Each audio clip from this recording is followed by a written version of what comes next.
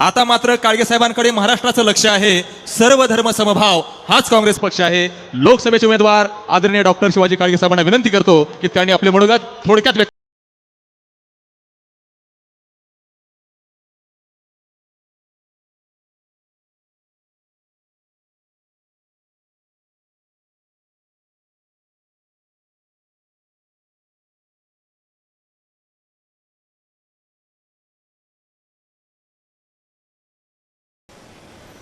आदरणीय अमित भैया देशमुख साहेब असतील, आदरणीय धीरज भैया असतील, सर्व महाविकास आघाडीचे घटक पक्ष असतील, काँग्रेस कमिटीचे पक्ष घटक म्हणजे सर्व मेंबर्स असतील, AICCचे सगळ्यांचे आभार व्यक्त करतो की त्यांनी या उमेदवारीसाठी माझ्या नावाची शिफारस केली आणि माझा विचार केला. मित्रहो, या निवडणुकीला समोर जात असताना आपणाला मागच्या 10 वर्षाचा जर इतिहास बघितला तर मागच्या 10 वर्षामध्ये या सरकारकडून ज्या पद्धतीची हेटाळणी सर्वसामान्य जनतेची झाली आहे त्याला आता उत्तर देण्याची वेळ आपल्या सगळ्यांची आहे. या निमित्तानं तुम्हा सगळ्यांना जो अधिकार आदरणीय बाबासाहेब आंबेडकरांनी संविधानाच्या रूपातून दिलेला आहे तो अधिकार आता वापरायची वेळ आलेली आहे. तुम्हा आम्हाला सगळ्याला माहिती आहे की ह्या सरकारचा मनोदय काय आहे. येत्या निवडणुकीमध्ये अबकी बार 400 पार म्हणत असताना या संविधानालाच हात घालण्याचा एक दुष्प्रवृत्ती विचार या सरकारच्या डोक्यामध्ये आहे. आपणाला तो हाणून पाडणं गरजेचं आहे. माझी उमेदवारीसुद्धा ही या संविधानाची देण आहे. एवढं या निमित्तानं मी तुम्हाला तुमच्यासमोर नम्रपणे नमूद करू इच्छितो. आपणाला हा डाव हाणून पाडला पाहिजे. आपण सर्वजण ग्रामीण भागातून आलेले बरेच मंडळी आहात. आज लोहा कंदारपासून मुरुडपर्यंत हा मतदारसंघ आमचा फिरून झालेला आहे. बऱ्याच भागामध्ये 80% जवळपास आपल्या मतदारसंघाची अर्थवाहिनी ही शेतीशी जुळलेली आहे.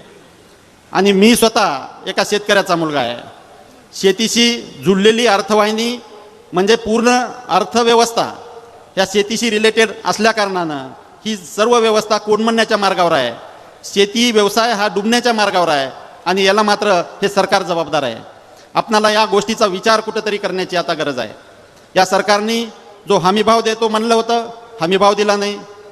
कर्जमाफी देतो म्हणलं होतं कर्जमाफी दिली नाही. विमा वेळेवर देणार होता विमा वेळेवर दिला नाही. या सगळ्या गोष्टीसाठी हे सरकार शेतकऱ्याकडं दुर्लक्ष करताना पूर्ण 10 वर्ष दिसून आलेलं आहे. आणि आता पुन्हा त्याच गोष्टी घेऊन हे सरकार आपल्या समोर मतं मागायला येत आहे. आता या प्रसंगी येत्या 7 मेला आपणाला धडा शिकवण्याची वेळ आता आलेली आहे. महिलांचे प्रश्न आहेत. सामाजिक व्यवस्था सगळी कोलमडून पडत चाललेली आहे. महिलांमध्ये आर्थिक सक्षमीकरणाचा विषय आहे. महिला संरक्षणाचा विषय आहे. महिला संरक्षणाबद्दल आत्ताच आदरणीय ताईंनी सांगितलं की ज्या पद्धतीनं मणिपूर आणि महिला खेळाडूंची जी अवहेलना स्त्रियांची झाली ती शर्मेनं मान खाली गाली लावणार आहे. आपला सर्वांना ह्या गोष्टीचा विचार करणं गरजेचं आहे. आपण सर्वजण सुज्ञ आहोत, विचारपूर्वक मतदान करणारे आहोत. सुशिक्षित बेरोजगाराच्या प्रश्नावर आपल्याला विचार करण्याची गरज आहे. लातूरसारख्या ठिकाणी आज इंडस्ट्रीयल डेव्हलपमेंटची गरज आहे. इंडस्ट्रीयल डेव्हलपमेंट करण्यासाठी आपल्याला प्रामाणिकपणे प्रयत्न करायचे आहेत. या लातूरला आपल्याला विद्यार्थी इतके पूर्ण महाराष्ट्रभरातून विद्यार्थी येतात. शिक्षणाचं हब म्हणून आज आपण लातूरकडे बघतो. त्यासाठी शिक्षण क्षेत्रात आपल्याला केंद्रीय काही कुठल्या योजना आणता आल्या, केंद्रीय विद्यापीठामध्ये काही काम करता आलं, केंद्रीय विद्यापीठं आणता आली, कुठले इन्स्टिट्यूट आणता आले तर नक्की त्याच्यासाठी आपल्याला काम करायचं आहे. आपल्याला रेल्वेचं जाळं वाढवण्यासाठी काम करायचं आहे. आपल्याला आपलं विमानतळ चालू करण्यासाठी प्रयत्न करायचा आहे. आपल्याला पोस्टाचे ब्रांचेस सक्षमपणे काम करणं आणि ग्रामीण भागामध्ये पोस्टाच्या माध्यमातून बँकिंग डेव्हलप करण्याची गरज आहे. त्यासाठी काम करायचं आहे. या सगळ्या गोष्टीसाठी मला तुमच्या आशीर्वादाची गरज आहे. जेव्हा आपण लातूरच्या राजकारणाचा अभ्यास करतो तेव्हा नक्की एक गोष्ट लक्षात येते. नेहमी आपल्या सगळ्या आदरणीय नेत्यांनी केवळ राजकारण करत असताना 90% समाजकारण आणि 10% राजकारण केलेलं आहे.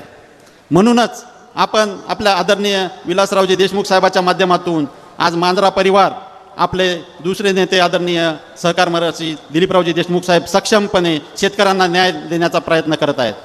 आज मांजरा परिवाराच्या माध्यमातून सर्वसामान्य शेतकऱ्याला जवळपास 1600 कोटी रुपयाचं वाटप 1500-1600 कोटी रुपयाचं वाटप या माध्यमातून करण्यात आलेलं आहे.